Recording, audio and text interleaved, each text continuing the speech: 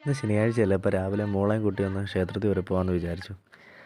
അവൾ രാവിലെ കുളിയൊക്കെ കഴിഞ്ഞ് റെഡിയായിട്ട് തന്നെ ഇരിക്കുമായിരുന്നു. ഞാനും പെട്ടെന്ന് ഫ്രഷായി ഞങ്ങൾ ഏറ്റുമാനൂർ അമ്പലത്തിൽ വരെ പോകാമെന്ന് വെച്ചു. ഏറ്റുമാനൂർ അമ്പലം വൈഫിൻ്റെ വീടിൻ്റെ തൊട്ടടുത്താണ്.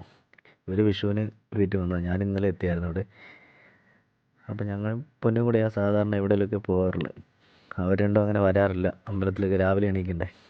ഞങ്ങൾ പതിവ് പോലെ തന്നെ ഒരു 9 മണിയൊക്കെ ആയപ്പോൾ അമ്പലത്തിലെത്തി. അങ്ങോട്ട് കയറുന്ന ഭാഗത്ത് ചെറിയ തിരക്കൊക്കെ ഉണ്ടായിരുന്നു. പക്ഷേ അങ്ങനെ വലിയ തിരക്കോ കാര്യങ്ങളോ ഒന്നും ഉണ്ടായിരുന്നില്ല അമ്പലത്തിൽ.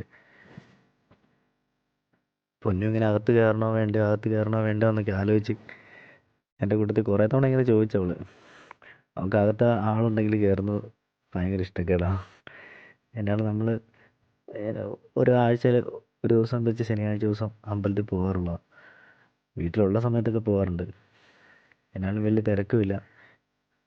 പിന്നെ ഞാൻ പൊന്നിനോട് പറഞ്ഞു, പൊന്നും പറഞ്ഞ് അകത്ത് കയറാമെന്ന് പറഞ്ഞു. ഞങ്ങളകത്ത് കയറി. വഴിപാടൊന്നും കഴിക്കാൻ നിന്നില്ല. അമ്പലത്തിൽ കയറി പ്രാർത്ഥിച്ച് അകത്ത് കയറി. പിന്നെ പെട്ടെന്ന് തന്നെ ഞങ്ങൾ പുറത്തിറങ്ങി. തിരക്കൊന്നും ഇല്ലായിരുന്നു. അങ്ങനെ പുറത്തിറങ്ങി വെളിയിൽ വന്നപ്പോൾ അവിടെ ചെടിയൊക്കെ വിൽക്കുന്നുണ്ടായിരുന്നു. അപ്പോൾ അതൊക്കെ ചുമ്മാ നോക്കി. ഏതെടുത്താലും 20 രൂപ. പക്ഷെ നമ്മളതൊന്നും വാങ്ങിച്ചില്ല. നമ്മൾ വീട്ടിലല്ലല്ലോ, വൈഫിൻ്റെ വീട്ടിലല്ലേ നിൽക്കുന്നത്. ഇപ്പോൾ ഇത് മേടിച്ചാലും അഴുക്കായി പോകും. നമ്മൾ 2-3 ദിവസം കഴിഞ്ഞിട്ട് നമ്മുടെ വീട്ടിലേക്ക് തിരിച്ച് പോവുള്ളൂ.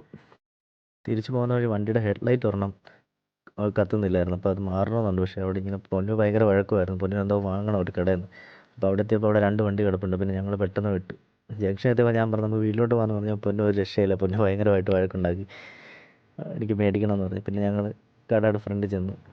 പൊന്നിനെന്തോ മുഖത്തിരുന്ന് എന്തോ ഒരു സാധനം വാങ്ങാൻ വേണ്ടിയാണ് കടയിലെടുത്തി. പൊന്നു സ്ഥിരം ഇവിടെ വരുമ്പം പോകാറുള്ളൊരു കട തന്നെയാണ്. രാത്രി 12 മണിക്കൊക്കെ പോയി തുറപ്പിച്ചിട്ടുള്ളൊരു കടയാണ്.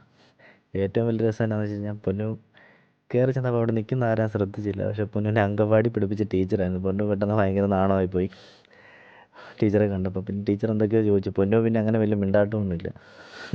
പുറത്തിറങ്ങി പൊന്നു മുഖത്തിരുന്ന ഫൗണ്ടേഷൻ വാങ്ങാൻ വേണ്ടി വന്നത്. ഫൗണ്ടേഷൻ വാങ്ങി ഞങ്ങൾ പതുക്കെ പുറത്തേക്ക് ഇറങ്ങി. വീണ്ടും ഒരു വീഡിയോ ആയിട്ട് വരാം. ബൈ.